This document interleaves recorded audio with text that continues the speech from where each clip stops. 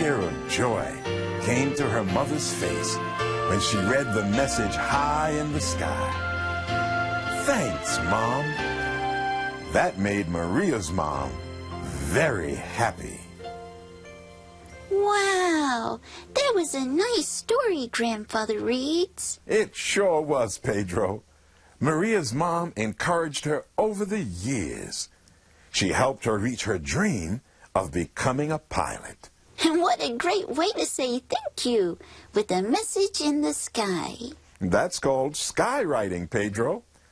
Pilots really can write messages with their airplanes, just like in the book. Would you like to see a skywriter in action? Here we go.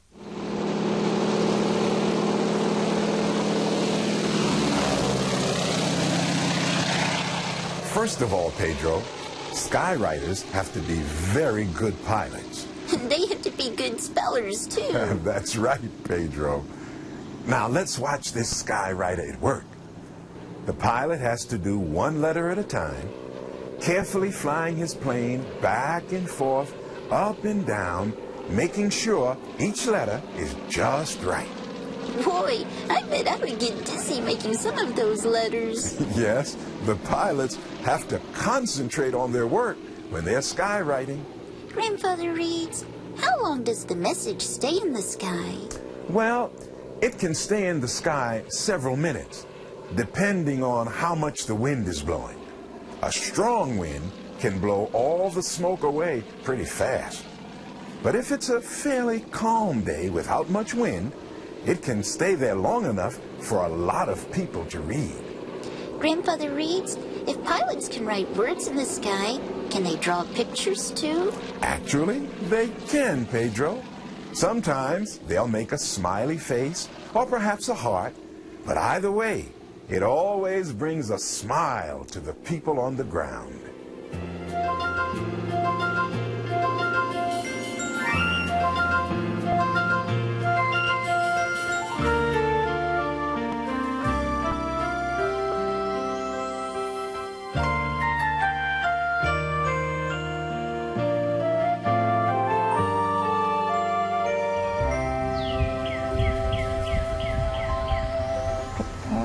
Here. Boy, I wish I could have a skywriter write Grandfather Reeds a great big thank you in the sky. But maybe this will work out okay. I'm using cotton balls to write my message. I think the cotton balls will look like the smoke coming out of a skywriter's airplane. Just put it up there. Now, that's looking good. By the way, do you know who the first person was to fly an airplane? In this book I read at the library, it said his name was Orville Wright. It also said that he and his brother Wilbur built it themselves. Before the Wright brothers built airplanes with engines and propellers on them, they built gliders. Gliders are airplanes without engines or propellers. They took their gliders to North Carolina in a town called Kitty Hawk. The Wright brothers worked very hard making their gliders, and then they worked even harder trying to figure out how to put an engine on them. But they did it. On one windy day, about 100 years ago, the Wright brothers started the engine on their airplane. Orville took the controls while Wilbur stood by the wing. The plane started forward very slowly. Then it got off the ground. Orville was flying. Wow! They had built and flown the world's very first airplane. Today, you can go to the exact spot in Kitty Hawk, North Carolina, where the Wright brothers made that famous first airplane flight. The first successful flight of an airplane was made from this spot by Orville Wright. Wow, it's pretty cool. Then his brother Wilbur took a turn. Since they were brothers, they shared a lot of things. Their first flight wasn't very long. It went from there to there. And it only lasted 12 seconds. That's about the same time it takes this mom and daughter to race down the runway that the Wright brothers used on that first flight. It wasn't a very long flight, but it was a flight that girls and boys around the world would read about in school. But if you want to see the real plane that Mr. Wright flew, you'll have to come here to Washington, D.C. at the Air and Space Museum. There it is! The first airplane that a person ever flew. Wow, just look at it. That's the first plane to ever fly, and the Wright brothers built it. And look, there's Orville at the controls. Well, it's not really Orville, but they made it look just like he looked on that day in Kitty Hawk, when he became the first person to fly an airplane. If you ever get to Washington, D.C., you need to come by the Air and Space Museum and see this famous plane. At air museums, you can read a lot about other famous pilots too, like Bessie Coleman, the first black woman to get a pilot's license, and Amelia Earhart, the first woman to fly across the Atlantic Ocean. Lauren, that looks good. Does that feel okay to you? Yeah. All right, looking good. Remember how this works? Yep. Oh, remember the gliders that the Wright brothers flew?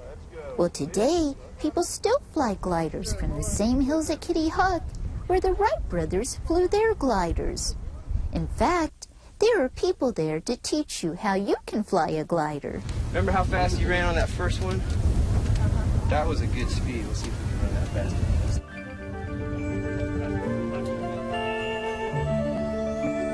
Oh, that looks like fun, at least for the students. The teachers have to do a lot of running alongside the gliders at first to make sure you are safe.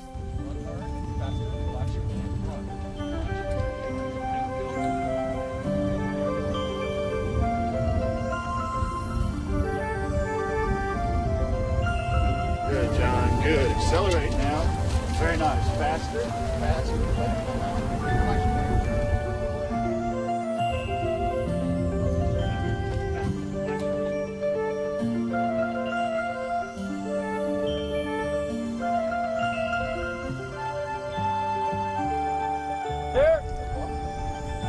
Go! Have a safe flight.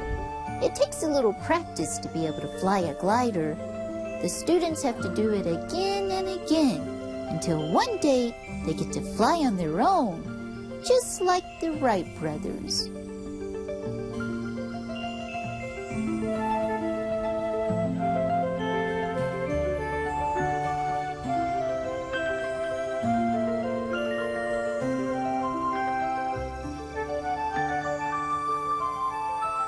Down traffic 739 Juliet, Charlie, back taxi, runway 9er. Have you ever gone to the airport just to watch the airplanes? Most people go to the airport to fly somewhere, but it's sometimes nice just to go and watch them take off and land. At some airports, they let people do just that on a special day called an air show. That's what's going on at this airport. This is a small airport, but a lot of planes are flying in for the show. Do you notice something different about the runway the airplanes take off and land on? Is it made of concrete? No. That's right. This runway is made of grass. It's a grass runway. At one time, all runways used to be made of just grass fields, like in the days when the Wright brothers built their first airplanes. This is kind of nice seeing what airports used to look like, don't you think? There's a lot of things to see at an airport. That, for example, is a windsock. Pilots look at windsocks to see which way the wind's blowing. They like to take off and land with the wind blowing straight down the runway.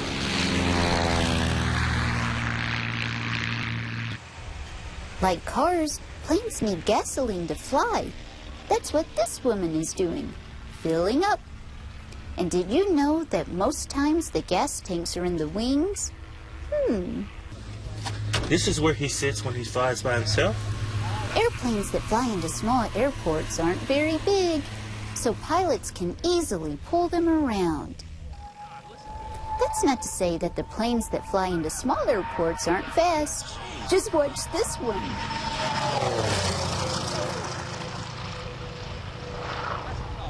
Wow, that's a fast airplane. You'll see all different colors of airplanes at an air show. Red planes and blue planes, green planes and yellow planes. But no matter what color they are, they all fly pretty much the same. That's the rudder that's moving. The rudder makes the airplane point left or right. This part makes the airplane point up or down. And this part of the big wing lets the airplane make turns. You already know what the propeller does. It makes the airplane go fast through the sky.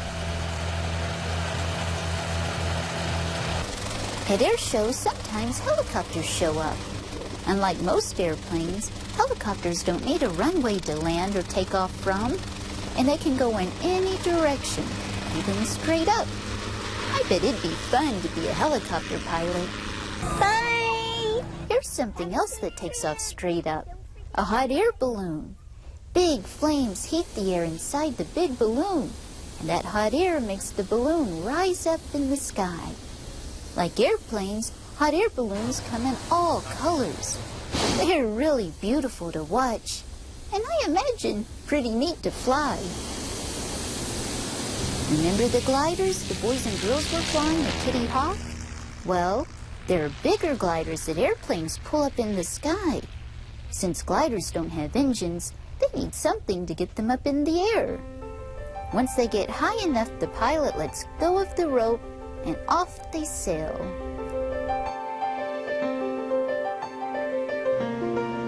There is a lot to see at an air show. I hope you get a chance to go to one someday, or maybe read a great book about an air show. Maybe both.